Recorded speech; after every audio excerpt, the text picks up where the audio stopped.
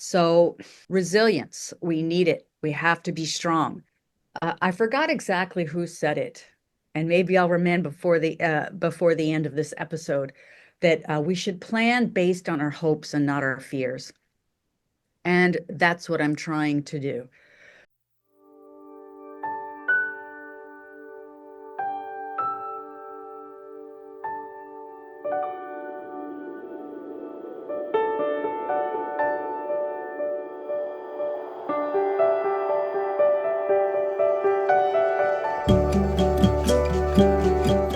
Welcome to another edition of the Climate Emergency Forum. And today's program is a very simple one and a very important one. It is simply climate change resilience, a huge topic, a critically important topic, and one that we have our three regular folks to examine and look at almost every dimension imaginable that we can fill in the next 28 or 30 minutes. So I'm really excited about introducing this. I'm your host. I'm Herb Simmens. I'm the author of A Climate Vocabulary of the Future and a co-founder of the Healthy Planet Action Coalition. And before I turn it over to our first panelist, I'd simply like to give a short quote from that was made some years ago by John Holdren, who was the science advisor for President Obama in the United States. And he said something like, "We basically have three choices: mitigation, adaptation, and suffering. We're going to do some of each. The question is what the mix will be." So with that, I'm delighted to introduce someone who those of you who are regulars know well, Regina Valdez. I've been reading the comments, and almost every week I seek comments that are really questions, demands. When is Regina coming back? Well, Regina is back. We're delighted to have you here, and I will turn the floor over to you.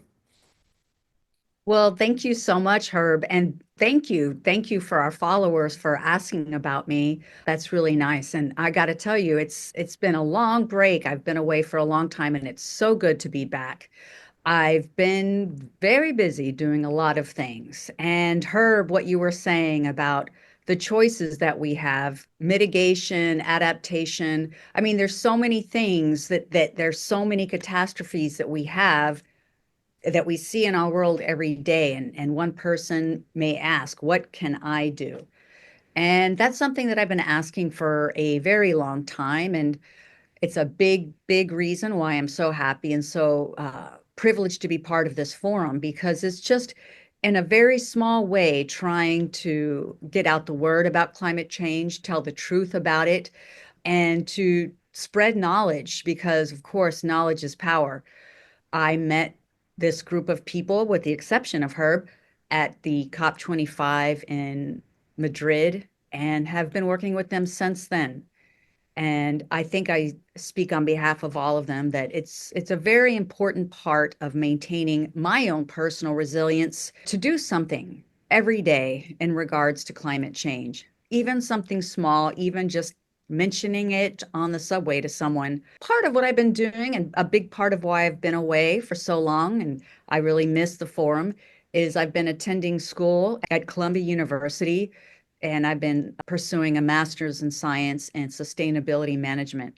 So that's kind of something that I've been doing to try to make myself an agent, so to speak, of doing something. Let's just put it that way, an agent who's doing something. What is it that I'll be doing? I don't know. But again, the important thing is to put one foot in front of the other. And listen, it's important. It's important, especially now. You know, when America sneezes, the world catches a cold, as they say, or a flu, depending. And of course, we've sneezed. We've sneezed pretty badly in relation to how it'll affect the future of our planet. As you know, our recent president has taken us out of the Paris Agreement. In his first presidency, you'll remember there were many rollbacks. He made a lot of rollbacks to campaign promises, to campaign pledges that were meant to protect the environment by previous administrations. Of course, we're already seeing such actions.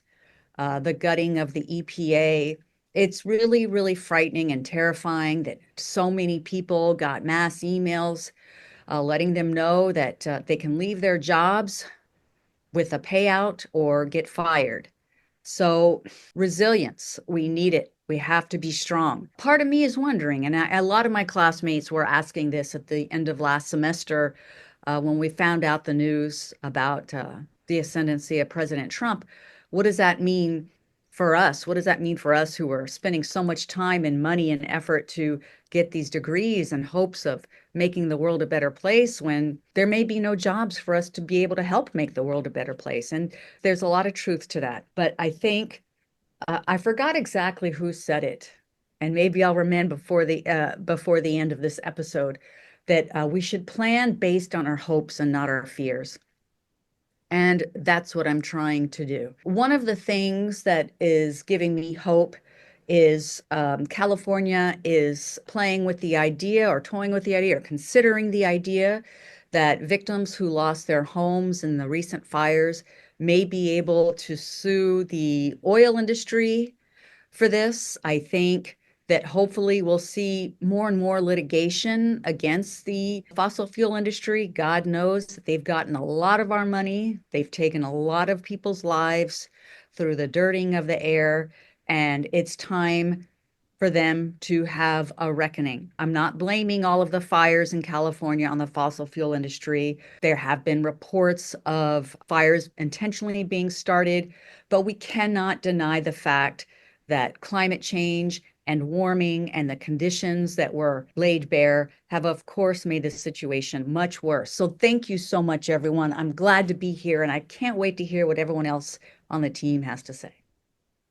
Well, thank you, Regina. And those are very important and eloquent comments you've made. So before I introduce our next speaker, I came across an interesting term when I was writing my book called Earth Resilience. And I think basically I'm going to read a quote from the very well-known and prominent climate scientist Johan Rockström.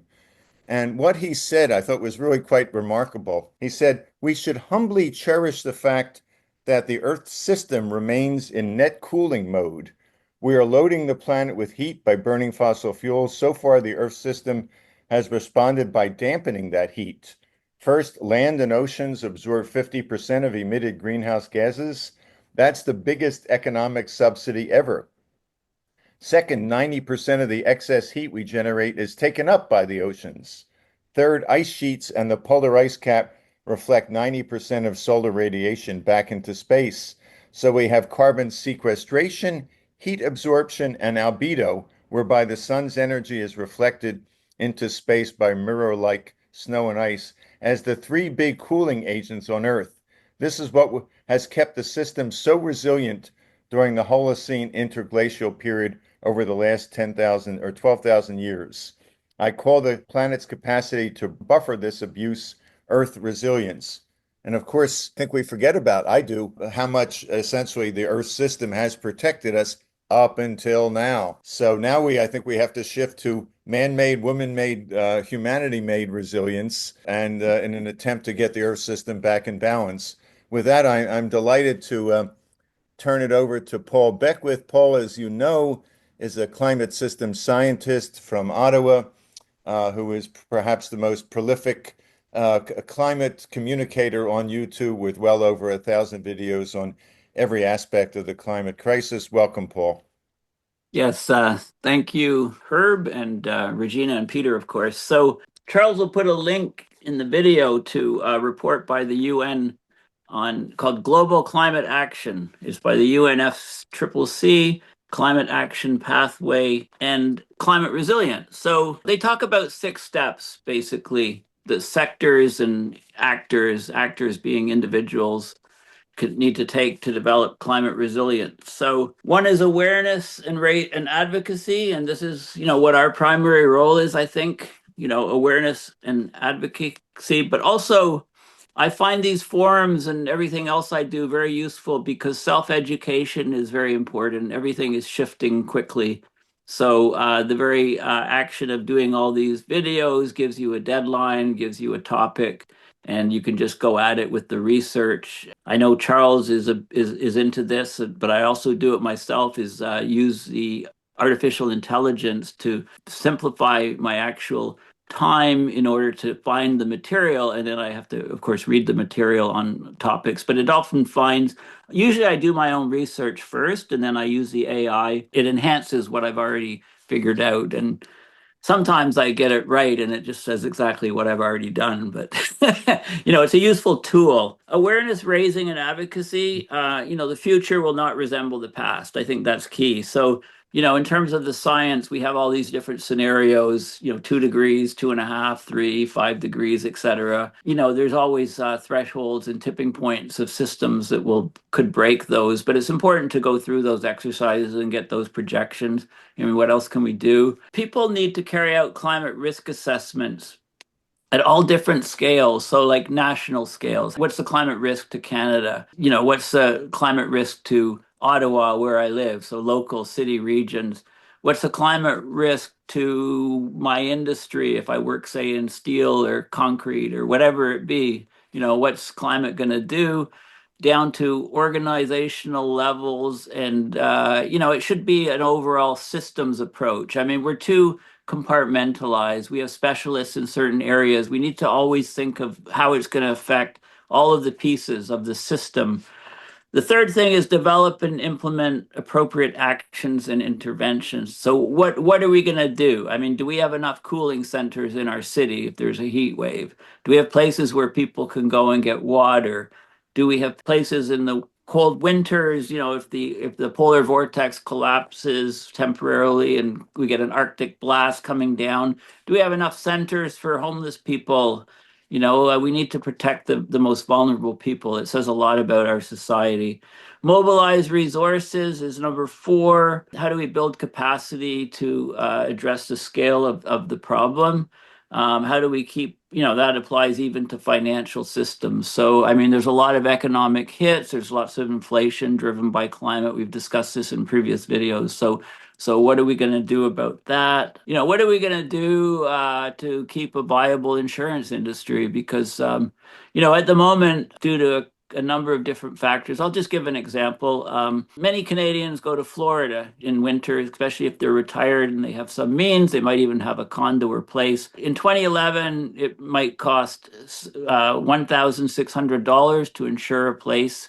And now the number is about 16,000, and that's without any claims being made in that interim period. It's just that the insurance companies we're losing them. They can't afford to insure. There's so many disasters end on end that many places become insurable. So what do we do? Because insurance is a way to have resilience, right? Financial resilience.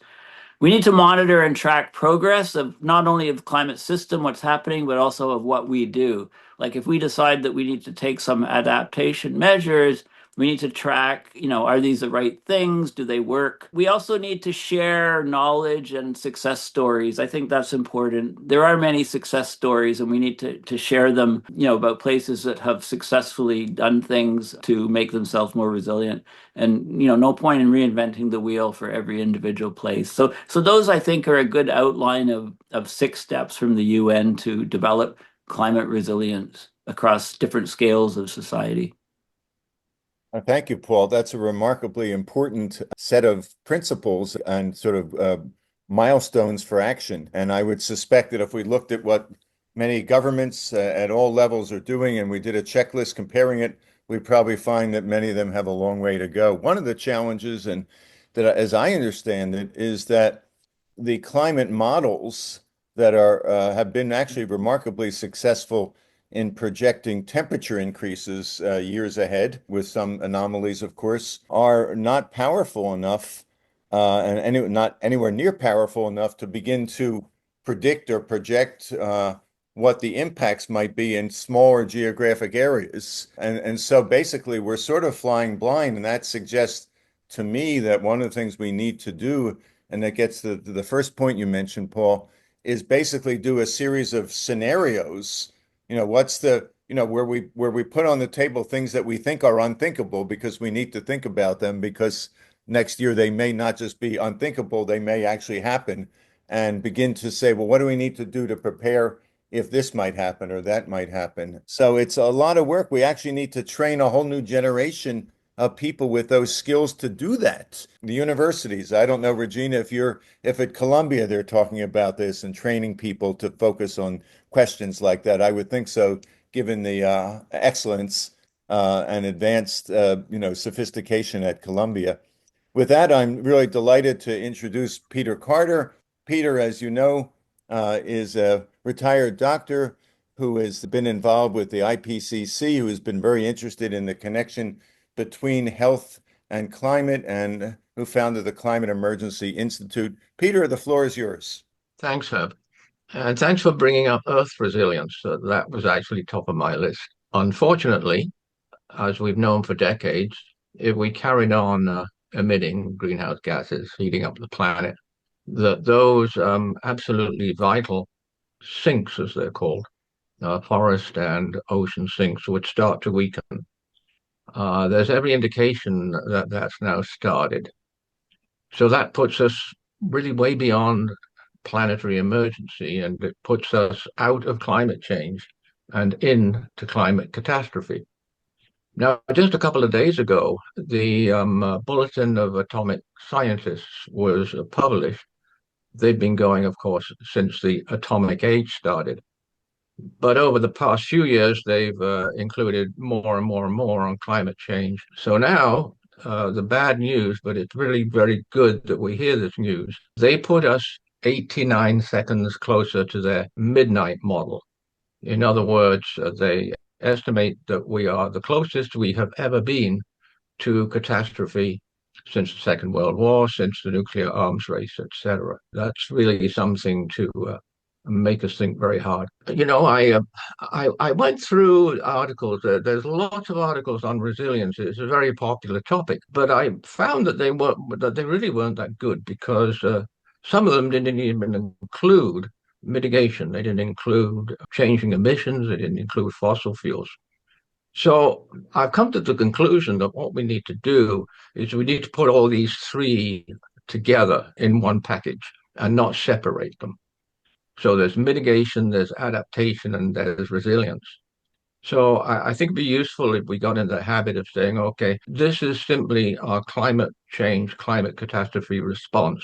And we will look at them all, because there's a huge benefit in that, because the more we do one, the other gets better and easier. So I think it's the rational, logical way to do it. The best resilience statement chapter that I came across was the Union of Concerned Scientists.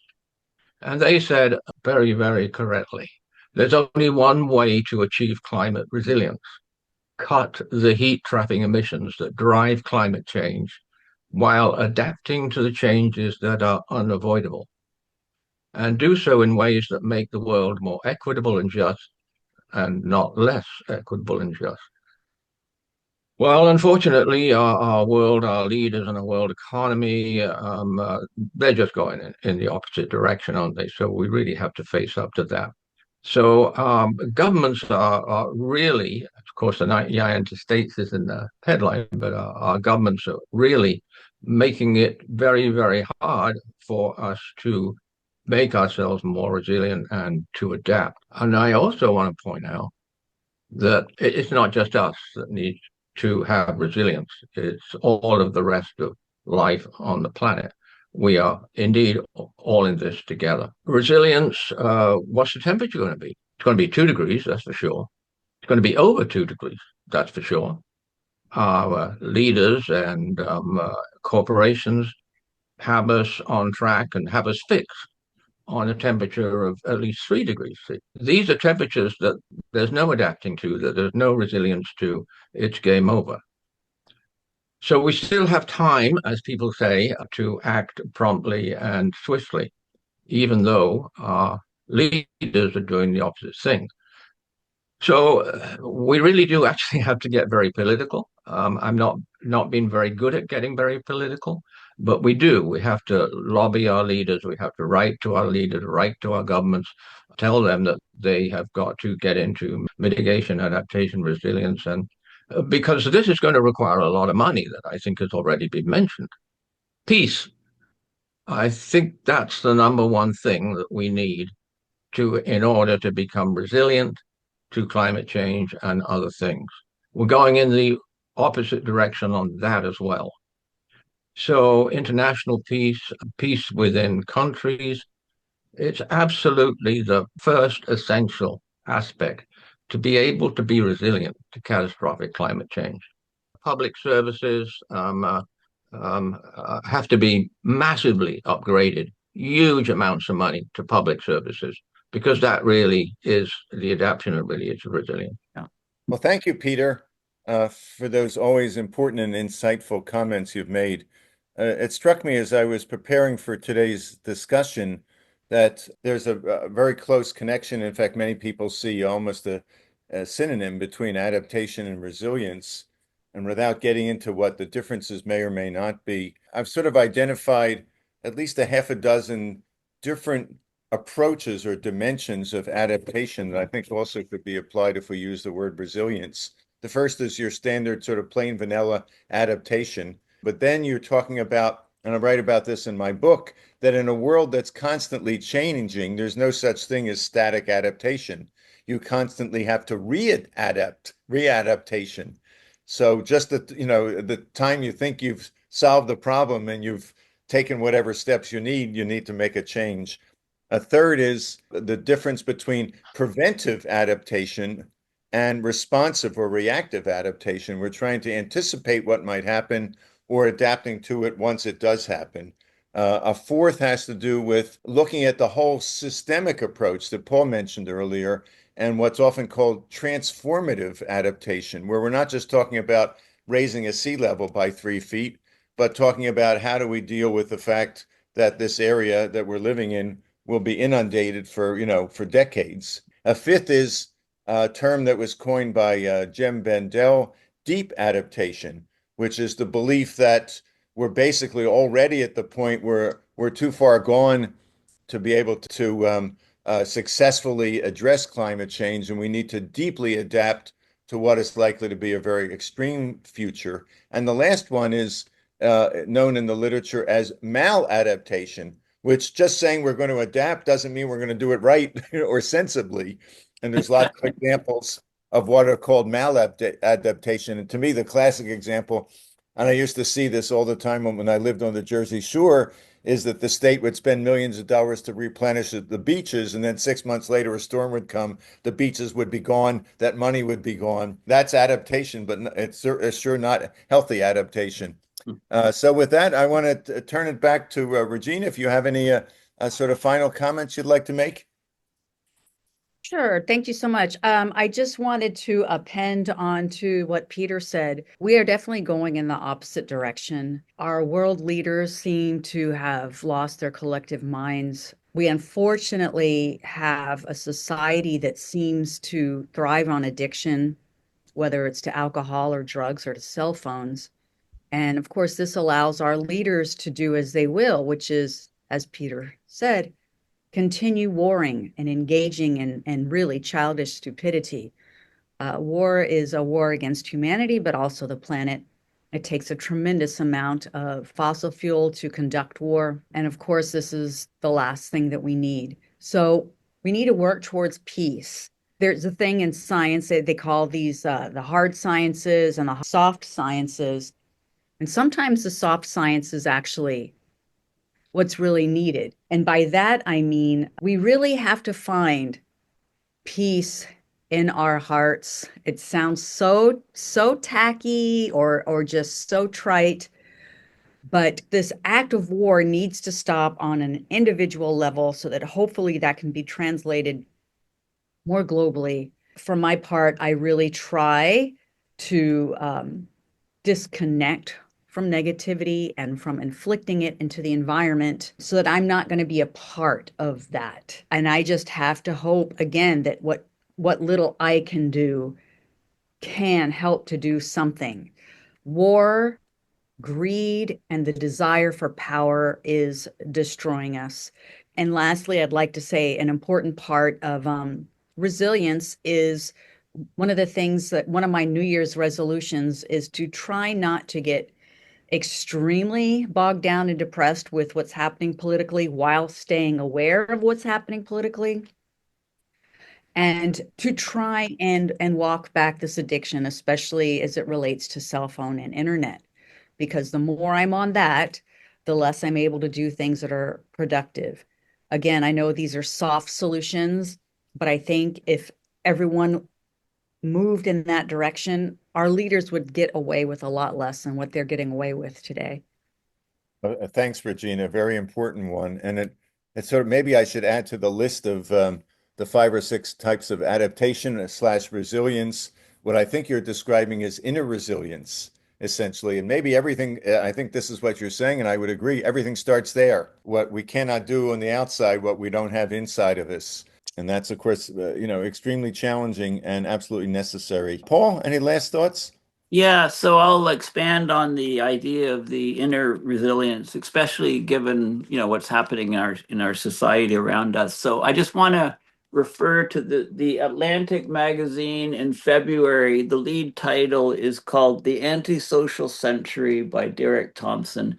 It's got a lot of interesting ideas about how our society is changing and how that changes our brains. It sort of explains a lot that's going on. So, in a nutshell, one of the things I've interpreted is think of your interactions with other people in the world as concentric circles.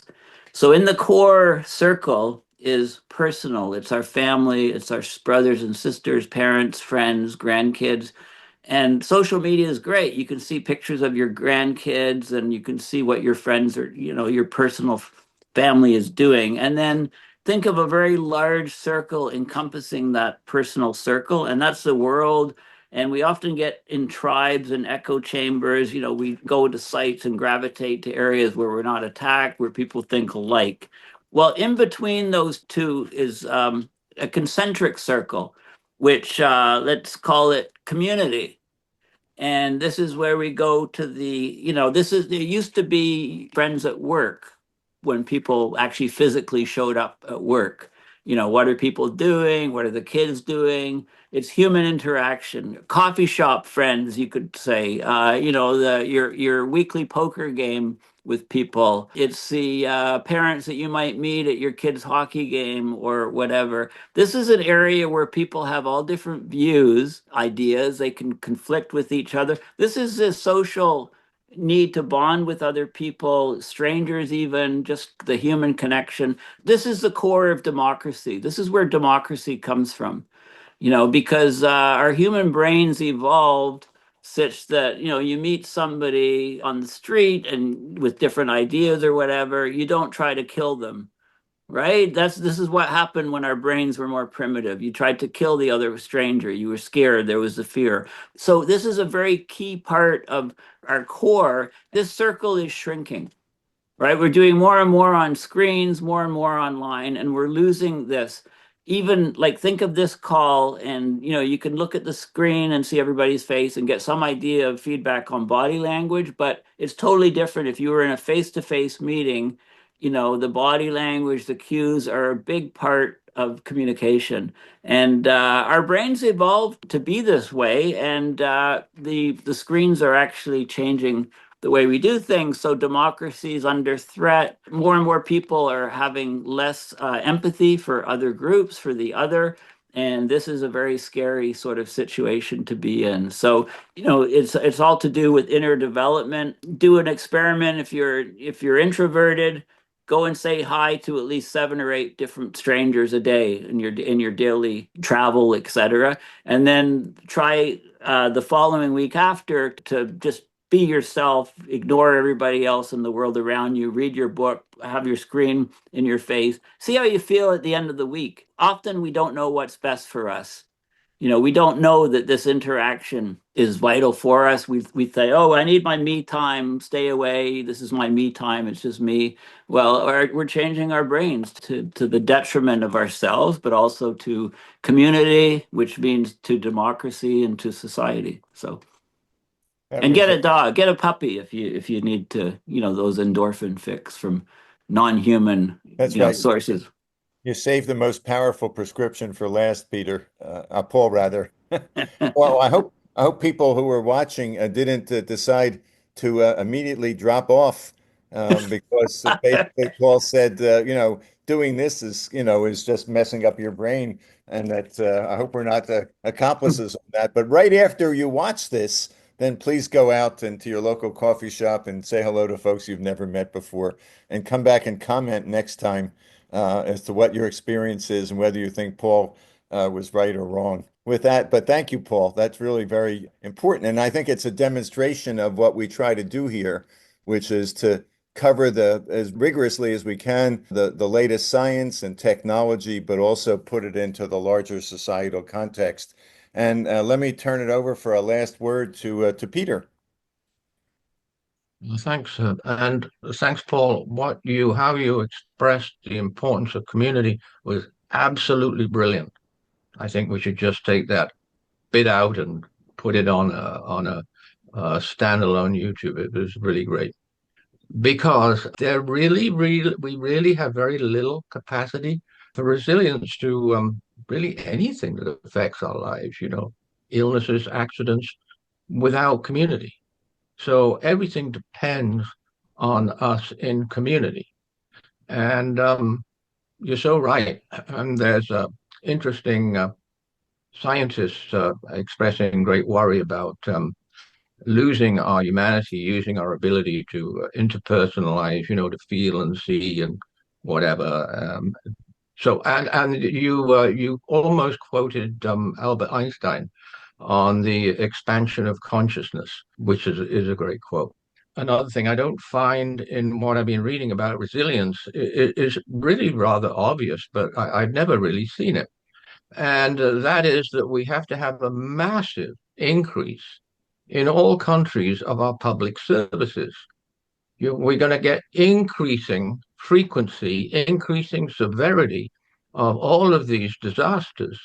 And of course, we're seeing that, we have to throw money, very important. We have to throw manpower, but we've always got a big delay, haven't we, on these disasters, climate change disasters that hit us in all countries, rich and poor alike.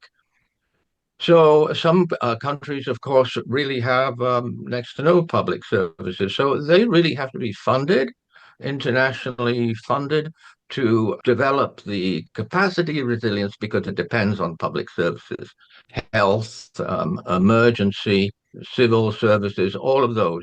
We're very dependent on those, and we need to develop them more. And then, of course, there's disaster training. And there's emergency preparedness. A lot of communities have emergency preparedness, but they don't include climate change yet. They don't include extreme weather disasters yet. So, yes, and once again, I go back to Paul's expression. We all depend on each other. We got to do that more and more and more, reach out more and more and more, and make the connections more and more and more. That depends on our future. Well, thank you. I think I can't think of a more appropriate or succinct way to wrap up our conversation today. I want to thank all of our regular panelists.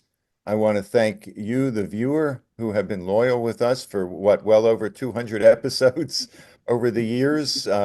We'll be back next week with another one. You make the Climate Emergency Forum community what it is. We're not three-dimensional, but we do the best we can to convey our thoughts and our emotions and our ideas and our passion in two dimensions, at least for now. Who knows where science and technology will take us in a decade or two. We may be able to transform ourselves into three or maybe even more dimensions, but that's for another program. I want to remind everybody, if you enjoyed this, to like this program, to subscribe to our channel, and also, very importantly, to give us your feedback and comments on what you learned, how you did, what we could do better next time. And we'll see you soon. Thanks again.